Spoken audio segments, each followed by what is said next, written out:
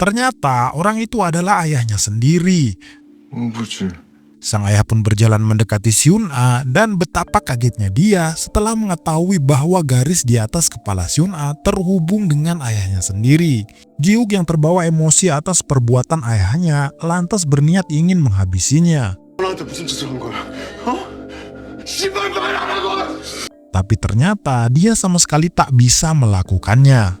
Ji-wook tak habis pikir dengan perbuatan sang ayah yang tega melakukan itu kepada Hyun-a. Mundur ke beberapa waktu lalu, seorang wanita bernama Junhee yang bekerja di kafe tiba-tiba menemukan video yang memperlihatkan aksi enak-enaknya disebar oleh pacarnya sendiri. Video itu pun akhirnya tersebar luas di media sosial, membuat semua temannya di kampus tahu hingga membuatnya merasa malu. Dia ingin melaporkannya kepada polisi, tapi sang pacar mengancam dirinya. Hari-harinya pun diselimuti oleh rasa malu sampai menekan mentalnya hingga memutuskan untuk bunuh diri. Akan tetapi tiba-tiba Bu Guru Kyujin menarik dirinya. Kemudian Bu Guru Kyujin memberikan kacamata itu kepada Junhee sebelum akhirnya dia pergi.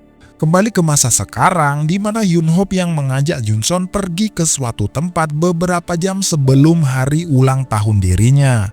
Rupanya di hari ulang tahun ini Yunhope ingin melakukan enak-enak dengan orang yang ia sukai. 뭔데?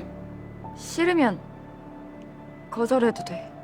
Meski Junson sempat ragu dengan hal itu, tapi akhirnya dia menurutinya. Dan sebenarnya Yunhope juga tak ingin memaksanya. Kalau tidak mau ya silahkan, kalau mau ya gas. Sebelum melakukannya, Junson bertanya apakah Yunhope benar-benar menyukai dirinya.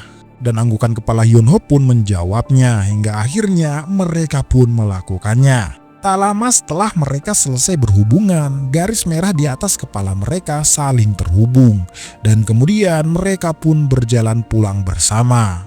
Akan tetapi di tengah jalan Yunhope mendadak lapar. Jadi Junson memintanya untuk menunggu karena ia ingin membeli sesuatu. Yunhope pun yang penasaran dengan garis di atas kepalanya lalu mencoba menyentuhnya. Tapi tiba-tiba garis itu bergetar dan disusul oleh suara sesuatu yang terjatuh hingga menimbulkan orang-orang panik. Ternyata suara itu berasal dari seseorang yang kejatuhan besi. Tapi tanpa disangka olehnya, ternyata korbannya adalah Junson. Insiden ini membuat dirinya sangat terpukul dan menyadari bahwa ia terlahir dalam kutukan karena menyebabkan orang-orang yang bersamanya dalam bahaya bahkan berakhir dengan kematian. Akan tetapi tak hanya Junson saja, rupanya Kyungjin juga dalam bahaya. Dan nomor yang sama kemudian mengundang Yunhope datang ke acara pesta ulang tahunnya. Yunhope pun lalu menelpon Ji-wook untuk meminta bantuan. Kemudian dia memberitahukannya bahwa di hari ulang tahunnya Yunhope selalu menerima kartu ulang tahun.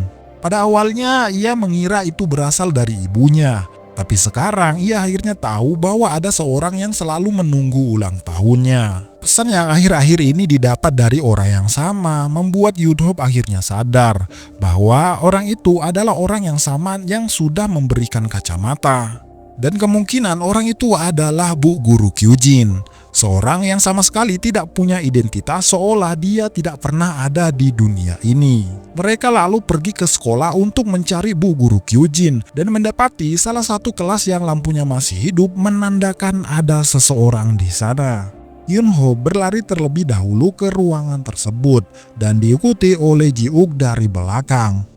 Meski mereka berlari ke arah yang sama, tetapi Ji-wook sama sekali tidak menemukan siapa-siapa di dalam kelas. Berbeda dengan Yunhope yang menemukan Kyungjin di dalam kelas itu.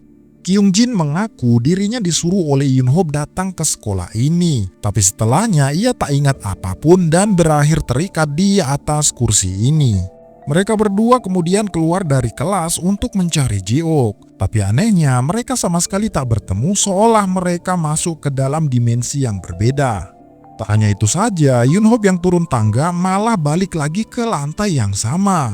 Membuat Yunhope sadar bahwa mereka terjebak di sekolah ini. Berbeda dengan Ji-wook yang langsung naik ke lantai atas dan suara tertutupnya pintu atap gudang didengar oleh Yunhope yang kemudian mengajak Kyungjin naik ke lantai tersebut. Namun setibanya di atap ternyata tidak ada siapa-siapa. Ji-wook rupanya masuk ke dimensi yang berbeda Dan dari kejauhan dia melihat sekumpulan orang yang berpakaian sama dengan memakai kacamata, di mana salah seorang dari mereka adalah Junhui, yaitu orang pertama yang diberikan kacamata oleh Kyujin. Kyujin rupanya sengaja memberikan kacamata itu kepada orang-orang yang punya masalah hidup, bahkan sampai mempengaruhi mereka untuk menghabisi orang yang mereka benci. Mereka adalah contoh sebagian kecil dari apa yang dilakukan oleh semua orang di dunia ini. Setelah mereka bisa melihat dan mengerti arti garis S tanpa memakai kacamata, orang yang ingin membersihkan dosa nantinya akan menghabisi orang yang menyebabkan dirinya punya banyak dosa. Seperti apa yang dilakukan oleh Sunhui saat ini. Dia percaya bahwa nantinya semua orang akan terlahir suci setelah dunia ini diselimuti oleh warna merah. Jadi ia harus membersihkan dosa terakhirnya, yaitu dengan menghabisi orang-orang yang terakhir terhubung dengan dirinya. Kembali ke Yunhop yang mendapati Kyungjin tiba-tiba memakai kacamata. Di sana Yunhop menyuruh untuk melepasnya, tapi dia malah marah. Kyungjin lalu berkata bahwa jika nantinya Yunhop mati, nantinya semua orang bisa melihat garis S tanpa kacamata.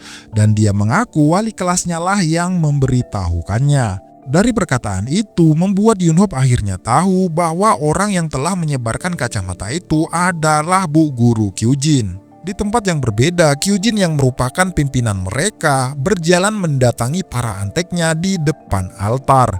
Dan seketika mereka semua menatap ke arah Jiuk. Jiuk yang panik lantas menghampiri ayahnya untuk menolongnya. Tapi tiba-tiba Kyujin memberikan pisau sembari berkata apakah Jiuk tidak ingin menyelamatkan Seon-a. Jiuk yang teringat perbuatan sang ayah kepada Seon-a lalu mengambil pisau tersebut. Tapi tiba-tiba Jiuk rupanya tak terpengaruh oleh Kyujin, akan tetapi ia tidak bisa melawannya. Hingga pada akhirnya sang ayah pun dihabisi oleh Kyujin sebagai alasan untuk menolong Seon-a. Jiuk lalu mengeluarkan pistolnya dan melepaskan tembakan sampai pelurunya habis. Tapi rupanya orang biasa seperti Jiuk sama sekali tak bisa menghabisinya.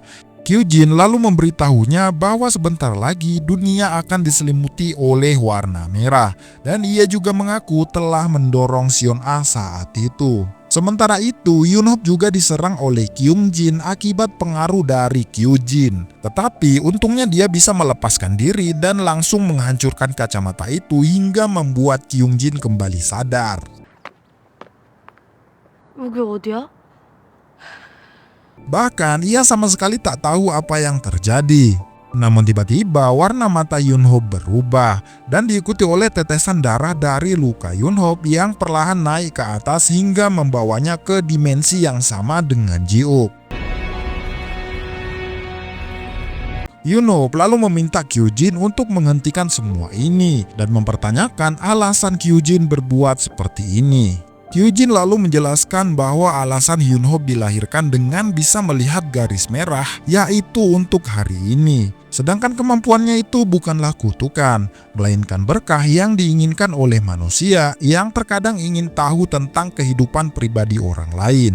Di sana, Kyujin mengaku sebagai utusan dewa untuk mewujudkan keinginan tersebut. Para anteknya Kyujin lalu mengelilingi mereka berdua agar Yunhop tak bisa melarikan diri dan menyempurnakan keinginan tersebut. Akan tetapi saat Kyujin akan menghabisi Yunhop, tiba-tiba seorang menghalangi Yunhop yang ternyata dia adalah ibunya. Sang ibu lalu meminta maaf karena ternyata dia punya kacamata itu. Jadi kematian ayahnya bukanlah kesalahan Yunhop. Tetapi sang ibu telah mengetahui terlebih dahulu melalui kacamata itu.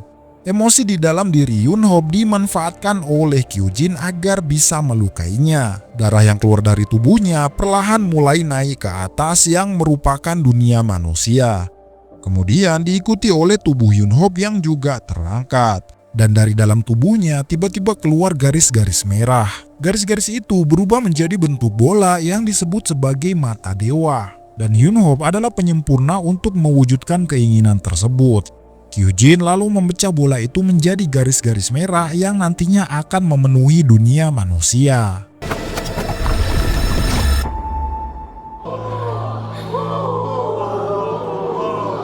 Namun tiba-tiba Yunho bangkit dan kemudian menghabisi Kyujin. Meski ternyata semua itu terlambat karena Kyujin telah menyelesaikan alasan keberadaannya di dunia ini. Sedangkan kematian Kyujin membuat para antek-anteknya panik. Mereka lalu berlarian tak tentu arah dan diikuti oleh hilangnya kacamata itu. Yunho lalu kembali ke dunia manusia yang kini telah diselimuti oleh garis-garis merah. Kemudian Kyujin membawa Yunho pergi. Sementara Ji-wook masih terpengaruh oleh kacamata itu dan hampir membuatnya jatuh. Di sisi lain, semua orang dikagetkan dengan kemunculan garis-garis merah di atas langit kota, yang kemudian garis-garis itu menuju ke atas kepala mereka. Dan kini dunia yang dilihat oleh Yunho pun bisa dilihat oleh semua orang tanpa menggunakan kacamata. Setahun setelah kekacauan terjadi akibat kemunculan garis tersebut, kini banyak orang yang memilih memakai helm karena malu setelah mengetahui arti dari garis di atas kepala mereka. Namun sampai saat ini mereka tidak tahu jawaban tentang alasan kemunculan garis-garis tersebut. Sementara Sion-a yang sudah pulih kini menjadi orang yang tampil berbeda karena dia adalah satu-satunya orang yang tak punya garis di atas kepalanya.